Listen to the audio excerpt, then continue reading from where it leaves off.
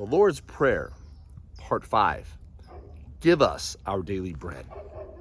Now, sometimes we make the mistaken prayer of only praying for those things which are great and grand. May your kingdom come on earth as it is in heaven, right? We're praying for something grand and splendid to happen.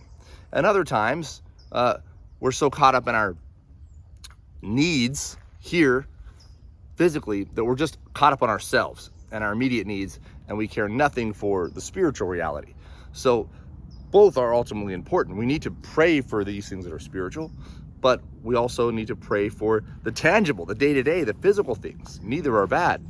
So let's look at what Bonhoeffer shares on this section, Give Us Our Daily Bread. He says, as long as the disciples are on earth, they should not be ashamed to pray for their bodily needs.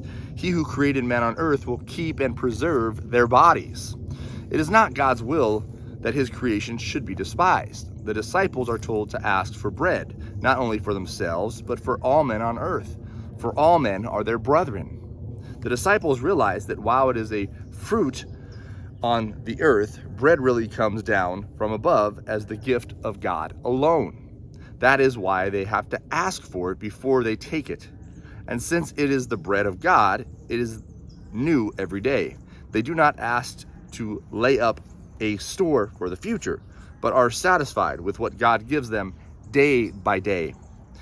Through that bread, their lives are spared a little longer, that they may enjoy life in fellowship with Jesus, praising and thanking him for his loving kindness.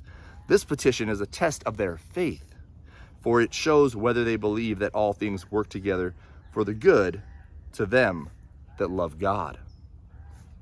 And so I think he hits on a very important reality there, that though we think we're providing for ourselves, though we think this is nature, that really all things come from God. And without his sustenance, without his sustaining power, all of us would be dead.